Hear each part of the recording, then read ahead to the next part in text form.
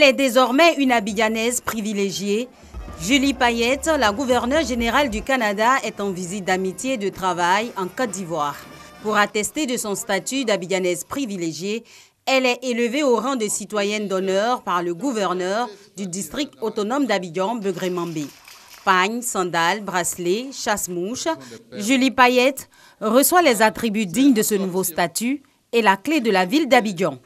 Nous avons choisi de venir ici pour vous témoigner de l'importance que nous accordons aux liens diplomatiques, aux liens bilatéraux, aux liens d'amitié que nous partageons et que nous souhaitons continuer dans cette veine. Et en nous faisant citoyens du district autonome d'Abidjan, vous nous démontrez que vous pensez comme nous. Pour marquer son intégration dans la culture et briller, peuple originaire d'Abidjan, elle porte désormais le nom de Sigé, qui signifie femme battante, celle qui n'a pas peur de souffrir pour les autres. Begré Mambé a loué les mérites et les qualités de cette femme astronaute. Votre carrière professionnelle est un très grand livre d'enseignement scientifique, spirituel, social et culturel. Quand on observe bien la géométrie qui décrit votre formation, c'est une droite qui va du bas vers le haut et qui quitte en haut pour venir vers le bas. Vous êtes une fierté pour nous tous. 29e gouverneur général et la 4e femme à ce poste dans son pays, le Canada, Julie Payette est à sa première visite en Côte d'Ivoire pour un séjour de 3 jours.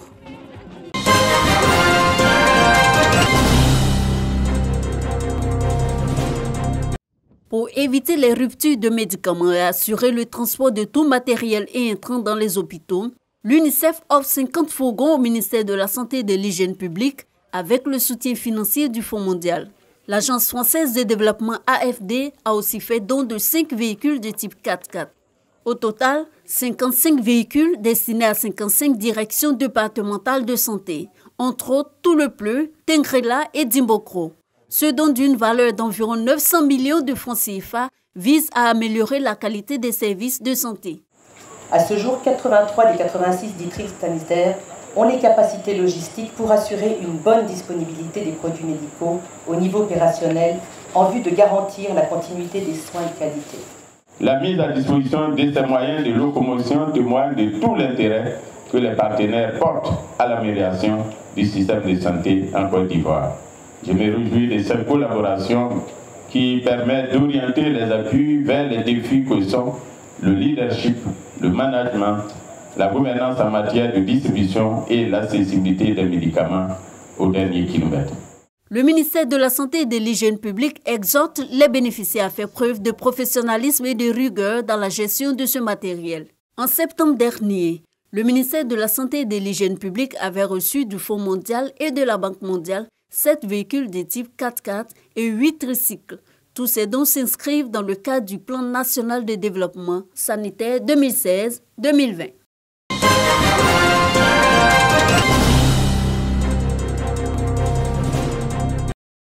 Depuis 2006, Yvette Kwame n'a pas raté une seule édition du Salon international de l'artisanat de Ouagadougou. Artisane de métier, cette Ivoirienne expose à ce CIAO son savoir-faire. Dans son stand d'exposition, plusieurs articles, des chapeaux, des sacs, des bijoux et autres. Toutes les fois qu'elle participe au salon, jamais elle ne s'est sentie loin de chez elle. On a nos soeurs ici, vraiment la fraternité aussi, l'accueil. Comme Yvette Kwame, ils sont une centaine d'artisans ivoiriens à prendre part à cette 15e édition du CIAO. Cette année, nous avons en plus des acteurs du ministère, une centaine d'artisans présents. Donc près de 100 stands sont occupés par la Côte d'Ivoire, dont un stand officiel durant donc le CIAO. La Côte d'Ivoire et le Burkina Faso entretiennent des liens d'amitié, des liens davantage renforcés par le TAC, le traité d'amitié et de coopération. Et à ce titre, la Côte d'Ivoire est de facto le pays co-organisateur du salon. Quand il y a un événement d'une portée internationale en Côte d'Ivoire, le Burkina d'office est co-organisateur. C'est la même chose pour la Côte d'Ivoire. Donc c'est ensemble que nous suivons en tout cas cette bonne évolution du CIAO.